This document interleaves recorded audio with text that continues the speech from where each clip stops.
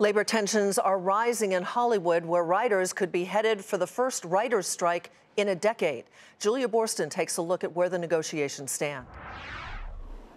Talks resumed today between the Writers Guild of America and the Alliance of Hollywood Studios. Last night, the Writers Guild voting to authorize a strike by a surprisingly large margin, 96%. The strike would start May 1st if the two sides can't reach a compromise. About 2 weeks ago, the parties were $350 million apart.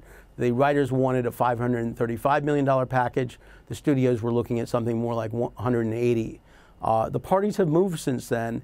And what's interesting is that when you do a sort of point by point, what are the issues, look at where they are, they have come on a number of issues significantly closer.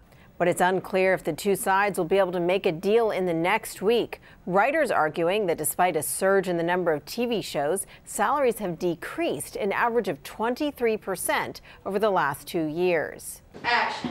That's due to the trend of shorter TV seasons, the fact that basic cable shows pay less than broadcast TV, and while shows on Netflix may pay as much up front as broadcast shows, they pay lower residuals or royalties over time than traditional TV shows do. One effect of a strike, if there is one, is that viewers would be driven off of broadcast platforms and further in the direction of Netflix. I mean, the sell is very obvious from the Netflix perspective. It's, did you miss Breaking Bad? Now's your time to discover it. Did you drop Breaking Bad after 2 seasons? Now's your time to pick it up again.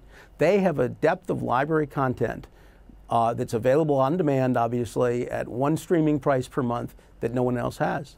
It's not just the Hollywood studios watching these negotiations, but the whole Los Angeles economy. According to the Milken Institute, the last strike a decade ago, which lasted 100 days, cost the California economy $2.1 billion in lost output and nearly 38,000 jobs. For Nightly Business Report, I'm Julia Boorstin in Los Angeles.